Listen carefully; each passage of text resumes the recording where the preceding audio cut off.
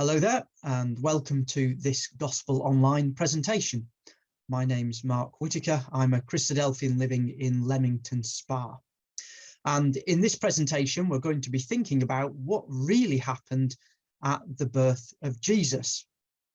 Now, you may, of course, think you know exactly what happened at the birth of Jesus, because, of course, if you're a parent like myself, you'll have been to a number of nativity plays. And you'll have seen the story acted out there by young children, or you'll have passed a church and you'll have seen a nativity scene set out, and maybe it looks something like this on the screen.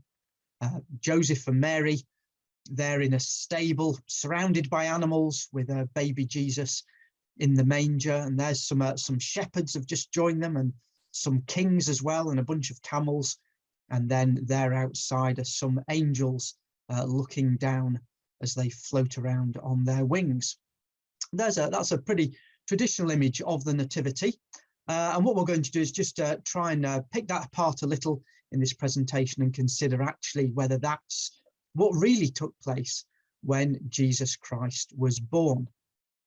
And there are two places that we need to be looking at to establish the facts of the matter. Out of the four gospel records that we have, which talk about the life and work of Jesus, it's Matthew in chapters 1 and 2, and it's Luke in chapters 1 and 2, who give us the full story of the birth and the events surrounding the birth of Jesus. So those are the chapters we're going to consider as we go through this presentation. So first of all, I want to think about places where, if you like, the nativity story that we're familiar with gets it right.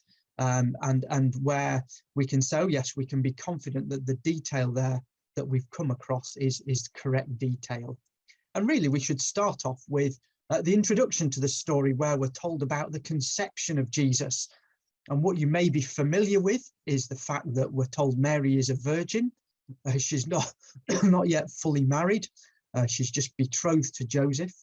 That the conception of Jesus, therefore, is a miraculous event. And it's brought about by God's power, the Holy Spirit, which comes down upon Mary. And in fact, all of that comes straight out of the Bible narrative there in Luke chapter 1, where we read that Gabriel, the angel who appears to Mary, says to her, "The Holy Spirit will come upon you, and the power of the highest will overshadow you. Therefore also that Holy One who is to be born will be called the Son of God." So there you are. What we're used to in the nativity story is absolutely correct in this detail, because that's what Luke's gospel record tells us about the miraculous conception and birth of Jesus. And here's another detail where the nativity that we're used to gets it right as well. The idea of the journey which Joseph and Mary have to undertake, because one thing we're told in the Gospels is that they live in Nazareth. And therefore they make a journey down to Bethlehem, where Jesus is to be born, at the time when Mary is heavily pregnant. And all this comes about, a very unusual journey, because of a Roman taxation decree. And that's the detail we get at the beginning of Luke's Gospel in chapter 2, because we read there that it came to pass in those days that a decree went out from Caesar Augustus that all the world should be registered. This census first took place while Quirinius was governing Syria. So all went to be registered, everyone to his own city. Just as a matter of interest, it's that detail about the census and Quirinius being governor in Syria that allows us to date quite accurately around the time when Jesus was born. We also read that Joseph also went up from Galilee, out of the city of Nazareth, into Judea to the city of David, which is called Bethlehem, because he was of the house and lineage of David, to be registered with Mary, his betrothed wife, who was with child. So you see, there's a lot of detail there about this journey and when it took place, and the fact that Mary was due to give birth. All of that then that we may be familiar with is absolutely right. I guess maybe the only question we might be left with is this one. Did as the popular story of the nativity goes, did Mary ride on a donkey all the way down from Nazareth to Bethlehem? Well, maybe she did, maybe she didn't. It was a common method of travel, and certainly for somebody heavily pregnant, it would be the best way for her to get there safely. But it's just one of those details that we're not actually told. So you can have Mary on a donkey if you wish, or not, as the case may be. Where things get a little bit more complicated is when they get to Bethlehem, because this is where we really get into the nativity tale, isn't it? And we have this very popular image of there being no room in the inn. And there we have Mary and Joseph going more and more desperately from door to door, every property, every guest house in Bethlehem, and nobody has room. And they end up, therefore, with Mary giving birth in a stable surrounded by the animals. Or actually, I've come across images of maybe a cave in a hillside that was used to keep animals in the winter months. And there Mary gives birth. Well, there is some basis for that idea, because there in Luke's record, we have this that we read. It says, while they were there in Bethlehem, the days were completed for her to be delivered. And she brought forth her firstborn son and wrapped him in swaddling cloths and laid him in a manger, because there was no room for them in the inn. So I guess at first sight we say, well, that's what Luke's gospel records. Clearly that's what happens. But actually we need to delve just a little bit deeper there to understand that the probable reality of what actually happened. You see, the reality is more likely this. Joseph and Mary, remember, will have had relatives in Bethlehem. That's where they came from. Both Joseph and Mary were of the line of David, the ancient king of Israel. And therefore, it's almost certain, isn't it, that if they went down to Bethlehem, somebody there, some relative, either close or distant, will surely have found room for them. How likely is it that in that village, every person, even their relatives, will have said, oh, your wife's almost ready to give birth? Nah, sorry, we can't help. Very unlikely indeed, isn't it? In actual fact, there's something that we need to appreciate, and that is that word translated in many Bible versions as inn is the Greek word kataluma, and it actually means literally a guest chamber, a room that would have been set aside for guests. And in most Jewish homes at that time, a guest chamber would have been a room upstairs, a room away from all the hustle and bustle of what was going on day to day in the house.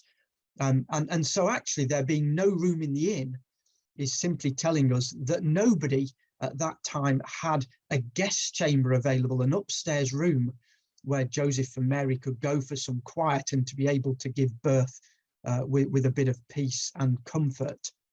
In actual fact, if there was no upper guest chamber available, then they would be having to use one of the lower spaces in the home of somebody who may have been a relative. And those lower spaces where maybe daily work was carried out, maybe cooking was done, was also the place where a household may have brought their animals in at certain times of year. So it's no wonder, is it then, that there was a manger there, a trough where they would feed animals. And it was there then that Mary herself gave birth. So not quite the nativity scene of a stable or a cave on a hillside that Mary and Joseph are reduced to using for the birth of Jesus. I guess we've got to ask at a point like this, well, does it matter? Does it matter if the traditional nativity scene that we picture isn't actually that accurate an image? Well, I suppose what's seeing here is that it wasn't quite as destitute a situation as the one that we might imagine from the popular image. But having said that, it was still a very humble beginning, wasn't it, for a child who was born as the Son of God. This was no child being born in a king's palace who was going to be brought up with luxuries, but had a very humble beginning indeed. Let's carry on then and think about some of the other aspects that we come across in the birth story of Jesus. Let's think about the shepherds next. Were they really watching their flocks by night, as the popular Christmas carol has it? Did an angel actually appear to them, and then a host of angels singing praise to God? Did the shepherds actually go and visit the baby Jesus where he was in the manger? Those are the details that we'll be familiar with if we've seen a nativity play. Is that what actually happened? Well, in fact, that's pretty much what the gospel account tells us did take place. Here we are again in Luke chapter 2, and we read that there were in the same country shepherds living out in the fields, keeping watch over their flock by night. And behold, an angel of the Lord stood before them, and the glory of the Lord shone around them, and they were greatly afraid. Then the angel said to them, "Do not be afraid, for behold, I bring you good tidings of great joy, which will be to all people. For there is born to you this day in the city of David a Saviour, who is Christ the Lord. And this will be the sign to you. You will find a babe wrapped in swaddling cloths, lying in a manger." And you notice that there's detail there, isn't there, that helps us to put things together a bit better. This vision of the angels appearing to the shepherds took place the same day that Jesus was born. That's what the angel says. To you is born this day. And the baby is still going to be there if they go and find him. He's still going to be lying in the manger. Nothing's changed from what we read a couple of verses ago about the birth itself. And there these shepherds are. They're out in the fields and it's nighttime. The only thing actually we perhaps need to pick up from this and realize is that whereas, because Christmas as celebrated in the West is on December the 25th, we might imagine this being a very chilly night and snow lying in the fields. Actually, very unlikely to be that at all. But from what we work out about the age of Jesus, when he lived and when he worked and when he died, almost certainly this took place sometime in what in the UK would be the autumn months, maybe around September or October. So not a wintry scene by any stretch at all. But it was nighttime. It may have been cold, and the angel there did appear to them in glory. And a host of angels then followed on to sing praise to God in the presence of those shepherds. And there again, the only thing that maybe we need to be aware of here that really would jar with the popular image we have is that these angels that appeared as a host to sing praise to God, well, they almost certainly didn't have wings. In fact, all through the Bible, whenever we come across angels appearing to men and women on earth, they never are described as having wings. That's very much a popular misconception. So next time, if you ever go to another nativity play and you see lots of, as I did with my own daughters, lots of little girls running around on stage with wings pinned to their backs, then really we're getting a bit of a misconception there altogether. Actually, one of the other things that we see about angels is that pretty much every occasion that they appear to men and women in the Bible, they appear as if they are men. So a group of what would appear to be men, no wings in sight at all, but the glory of God shining out from them, that the brightness that's often depicted in images like these on the screen, well, that certainly would have been the case there. Now, one of the important things actually about the angels appearing to the shepherds and then the shepherds going off to find this newborn babe is the fact that God was making sure on that occasion that there were witnesses to the birth of his son there in Bethlehem. And we see that actually when we read on in Luke's gospel record, because it says that, so it was when the angels had gone away from them into heaven that the shepherds said to one another, "Let us now go to Bethlehem and see this thing that has come to pass, which the Lord has made known to us." And they came with haste and found Mary and Joseph and the babe lying in the manger. Now, when they had seen him, they made widely known the saying which was told them concerning this child.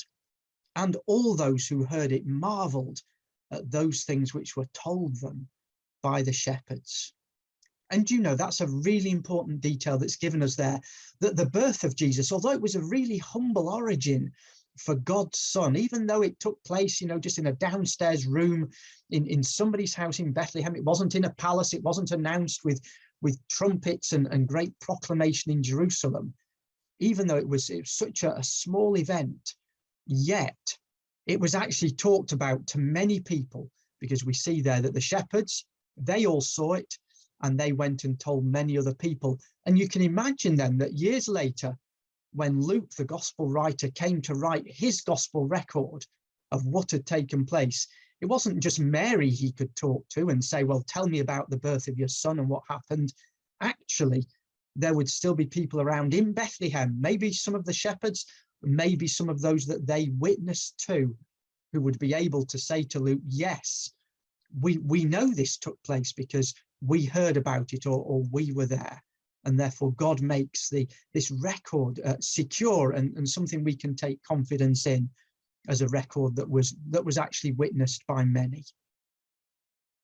So let's go on then and think a little bit further and go on to maybe one of the areas around the Nativity story that is most commonly misunderstood, and it's the visit of the wise men. You see, there are a whole range of misconceptions around this visit. First of all, if you think that we have the Christmas Carol, don't we? We three kings of Orient are. One misunderstanding is the thought that they were kings, or that there were three of them, or that they had names that have carried on down through the years. I remember discovering, to my surprise, as a child, that these three men actually were given names, or that they arrived on the same night that the shepherds were there, having been sent by the angels, or that they had been led all the way, that they journeyed by a star. All of these are things that maybe the popular story gets wrong. So let's unpick the detail and see what we're actually told or not told in the gospel records about this visit. And here we are. This is recorded for us in Matthew's record, where in chapter 2 he says, "Now after Jesus was born in Bethlehem of Judea, in the days of Herod the king, behold, wise men from the east came to Jerusalem, saying, where is he who has been born King of the Jews? For we've seen his star in the east and have come to worship him." Now, the first detail we see there is that these were wise men. These weren't kings at all, but the word in Greek is a word that we would translate and use as magi these days. And in actual fact, we can see straight away by what they say that their area of expertise was that they were astrologers. And coming from the east, almost certainly these men had traveled all the way, the hundreds of miles, from Babylonia, which was a real center of astrology from ancient times. Notice as well, there's no mention of how many of them that there were. We always assume that there were three simply because they provide three gifts to Jesus, but that's very much an assumption. It could have been as few as three, it could have been many of them traveling together. Did they arrive at the same time as the shepherds?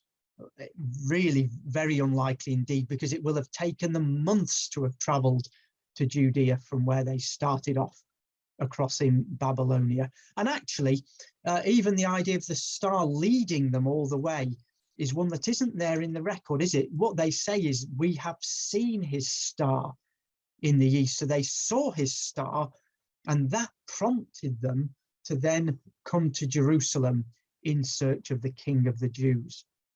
And actually that raises a question for us, doesn't it? You know, nobody else in Judea seems to have picked up that the King of the Jews had been born, and yet these men from hundreds of miles away knew exactly what had taken place. How come? Well, there is a significance to this star, isn't there? And what we need to realize is that actually Babylon, where these men probably came from, was a place where hundreds of years before, the Jewish prophet Daniel, as an exile from his own land, had been a preeminent wise man. He'd been one of the chief of the Magi in Babylon at the time of the great king Nebuchadnezzar. He'd been taken captive from Jerusalem to Babylon.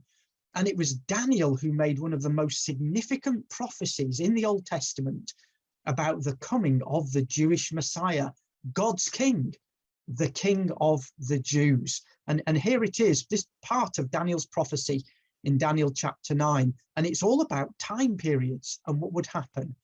And the angel says to Daniel in this prophecy, "Know therefore and understand that from the going forth of the command to restore and build Jerusalem until Messiah the Prince, there shall be 7 weeks, or 7 sevens, and 62 weeks, 62 sevens." So a period of 69 sevens. And this is talking about sevens of years.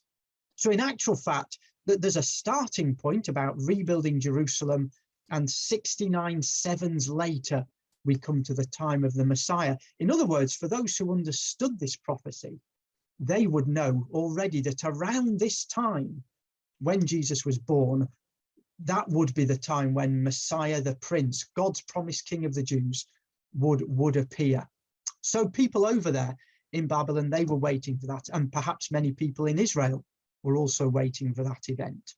Well, that doesn't tie in with the star, does it? But perhaps if we go back a little further in Old Testament prophecy, actually right back to the time of Moses, we find there's another prophecy which links this ruler to a star. And it's actually in the book of Numbers. It's a prophecy given by a man called Balaam. And he talks of this distant coming of God's king. And he says, "I see him, but not now. I behold him, but not near. A star shall come out of Jacob. A scepter shall rise out of Israel." And there in that maybe somewhat cryptic prophecy is a linkage, isn't there, between a star and a scepter, a ruler who would come out of the people of Israel. And maybe then it was these wise men of the East who were able to put together these prophecies and realize that them seeing a star at this time, when they were expecting the Jewish Messiah to appear, they were able to bring these together and say, well, the star is a sign that it's happened. And off they went on their journey. Which brings us maybe to one of the last questions. Well, where did that journey actually take them? Did the wise men visit Jesus as he was lying there in the manger? Well, almost certainly not. Remember, we've seen already this would be a journey that would take many months. And of course, first of all, they went to Jerusalem and inquired with people there and had to be sent on again from Jerusalem. So Jesus would have been a toddler by the time that these men actually found him. And in actual fact, the terminology that's used by the gospel writer Matthew actually gives us a hint of that, because we read there in Matthew chapter 2 that when they'd come into the house, they saw the young child, not the babe, but the young child with Mary, his mother, and fell down and worshipped him. And when they'd opened their treasures, they presented gifts to him, gold, frankincense, and myrrh. And of course, there our popular nativity scene actually is fulfilled, isn't it, in the 3 gifts. But this was no babe in a manger they were presenting the gifts to, but a young child who, probably oblivious to them, was running around in the house at the time. Well, we need to think about that then, don't we? Were they then led to that house where the toddler Jesus was by a star? They'd seen a star in the east, hadn't they? And this had motivated them to make the journey all the way across to the region of Judea. But we're also told that a star led them to a very specific house where Jesus was. In the previous 2 verses in Matthew, it says, "Behold, the star which they'd seen in the east went before them till it came and stood over where the young child was. When they saw the star, they rejoiced with exceedingly great joy."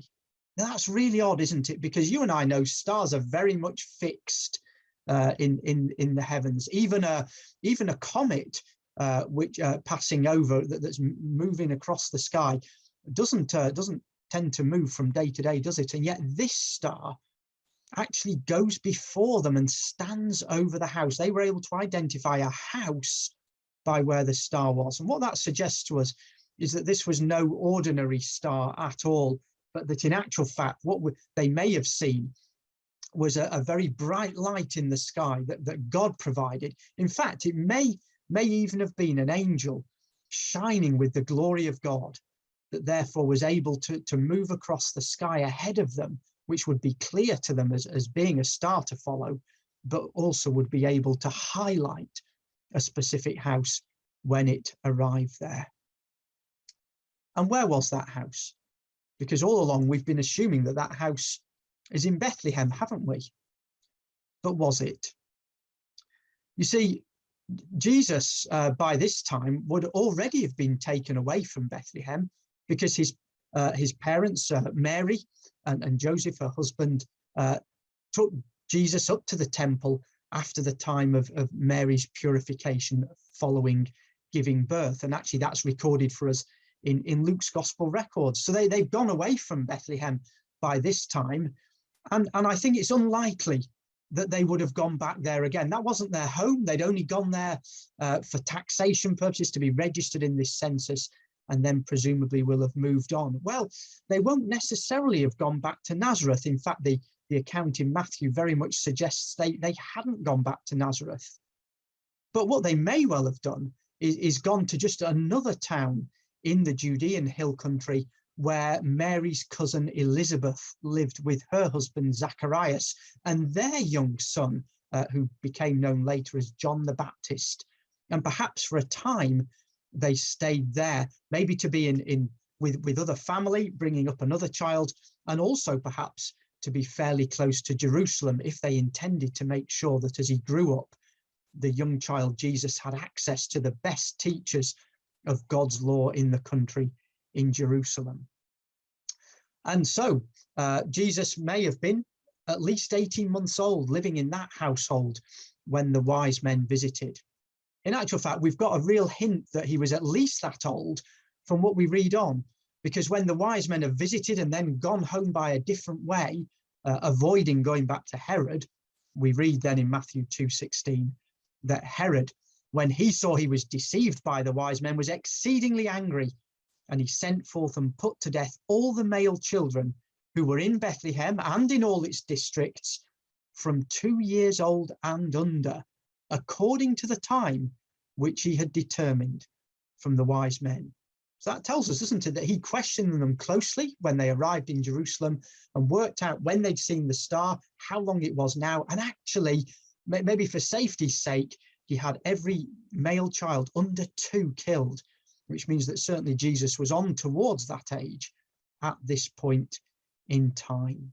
So a very different picture we get there from perhaps what we imagine from a typical nativity play. Let's finish up then by trying to put together a more accurate picture. Here we go. Jesus was born in Bethlehem, but probably not in a stable or a cave, but just in the lower part of a house where animals also would be kept on occasions. Whether there are animals there at the time, we don't know. The manger certainly wasn't full of cattle feed, but was able to be used as a place to rest the newborn babe.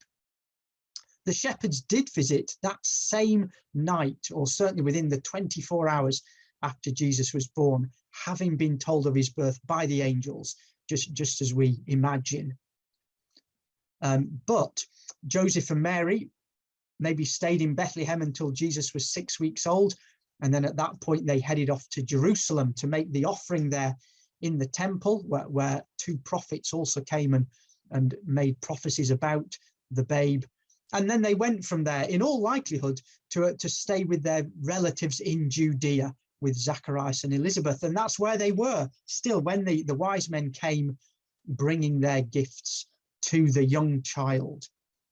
And actually, not only were the wise men warned not to go back to Herod, but Joseph and Mary too were warned by God in a dream to flee from that area.